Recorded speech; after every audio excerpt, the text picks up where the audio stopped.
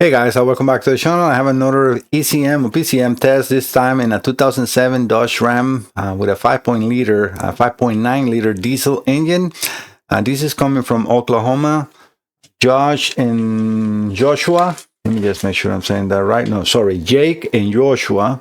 This is your computer, and they're again from Oklahoma. I have their information ready to be pulled, but let me just show you first, as I normally do. The computer connected, ready to go. They also send the TIPM just in case it needs to be tested, but I definitely now can see the computer is completely dead. So let me go over to the information. I have one page. Let me sure is it correct, because I have one open. All right, now perfect. All right, so you are seeing that.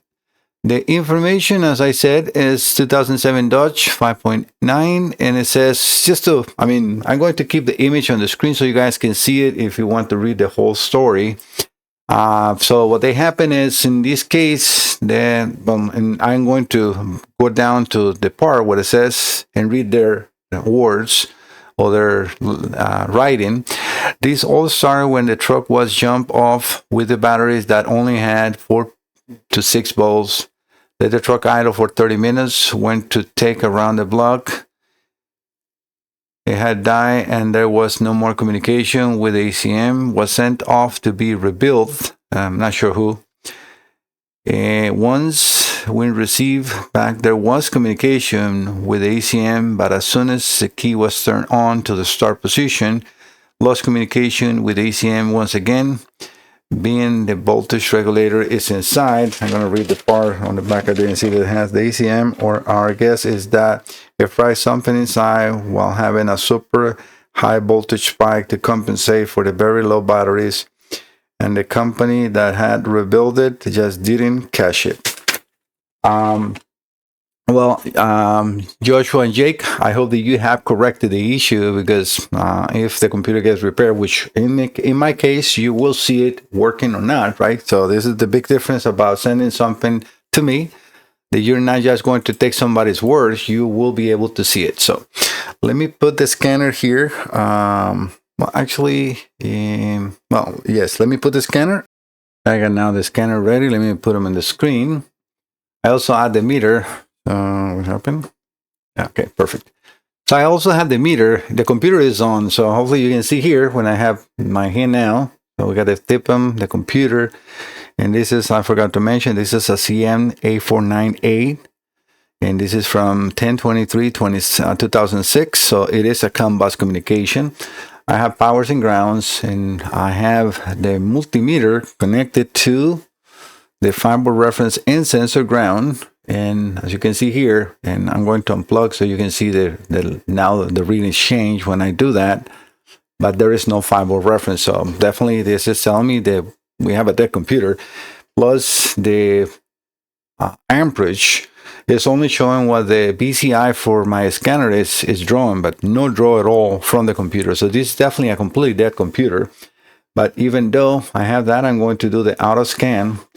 Again, this is a COM bus module, so this should communicate with the scanner right away, and we'll see that pretty shortly. It's going to just say that we have zero communication.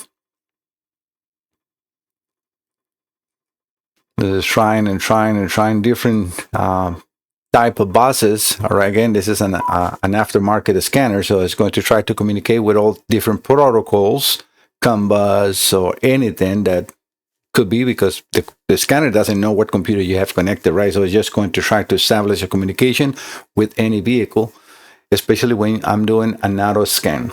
But as you can see here, there is no communication. So I'm not going to try to attempt to do anything else, because I know that this is dead.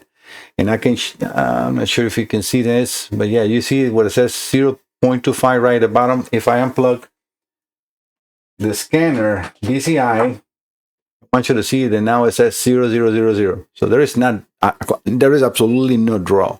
So this computer is completely toasted. Let's see what I find. So I'm going to open it up and I'll be right back. I was going to open it, but I want to show you this. I mean, look at whoever working this is a complete pig. I'm not sure how you can even be a facility and be in business doing something like this. Let me just show you.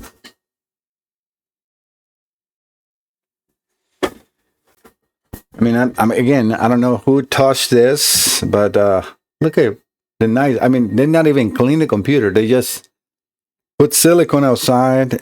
You can still see a burnt. I mean, not a burnt, a bent on the covers, and they just silicone on top of dirt and mud and whatever was there.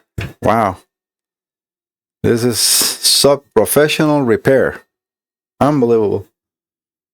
So yeah, this is what I have to work with. Let's see. Maybe it's not repairable, but we'll see what it is. Let me clean it up and let me open it up, and I'll be right back. All right, guys, I got the computer open. I'm going to show you this because this is just a joke. I mean, whoever was working in here, this is, I'm going to tell you, Jake and Joshua, don't ever send anything to them because they're just stealing your money pretty much. Well, first, you can definitely see it. I mean, dirty.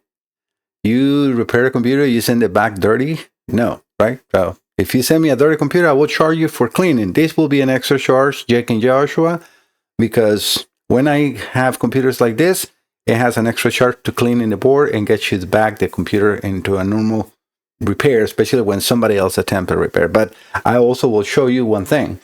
You see all this silicone they put? That was completely exterior. Look at the black silicone. Do you see any black silicone inside?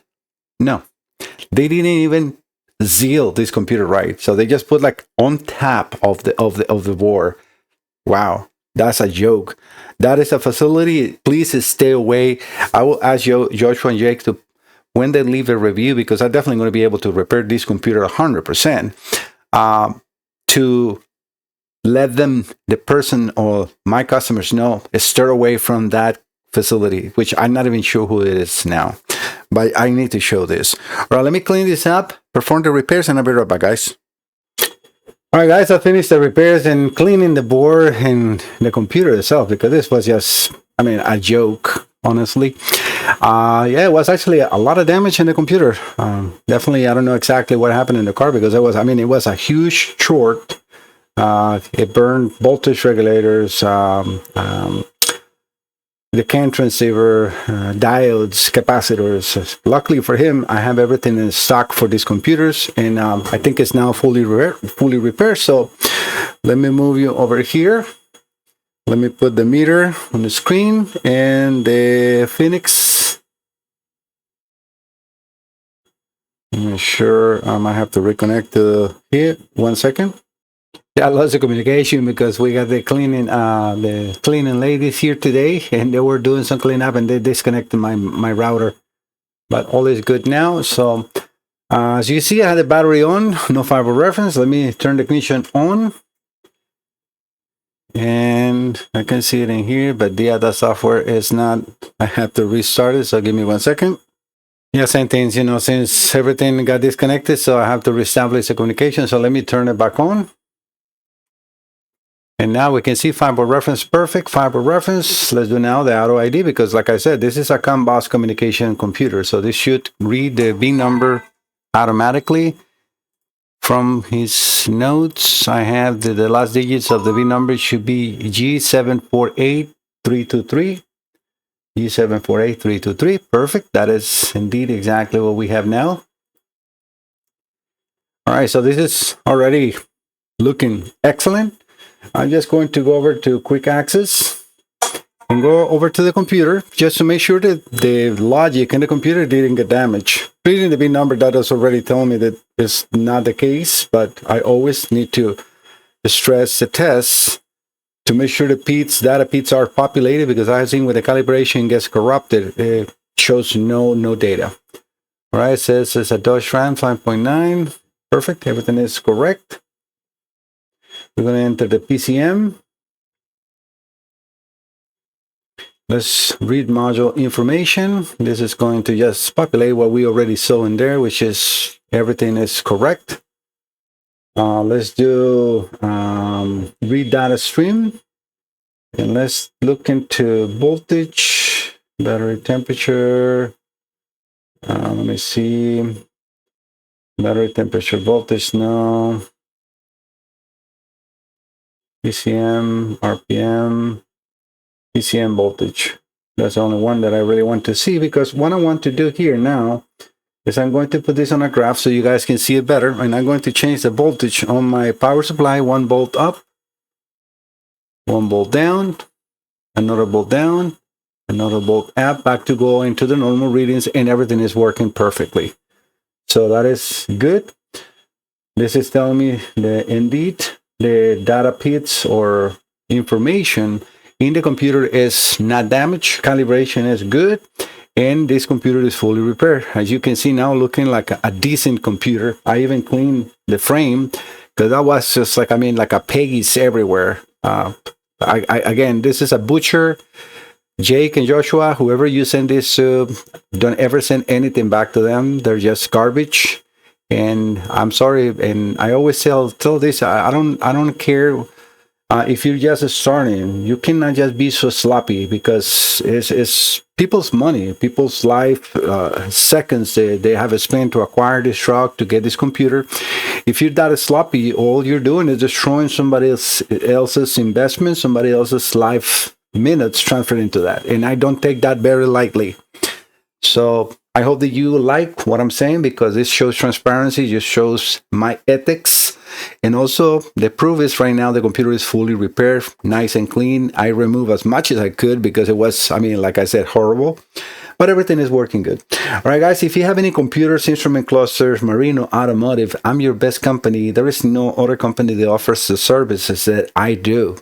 Yes, there are going to be a lot of beginners or, I don't know, scammers around that try to copy what I do, but the proof is right here in the video. I'm not just saying it, you saw it. All right, so just check for my name, Mike Salazar Diagnostics, and my website will show up in Google, no doubt about it. Just even if you just put my name, MAIC, because it's very different, Salazar, I definitely will show up. All right, I'll see you next time. Bye-bye. Don't forget to subscribe.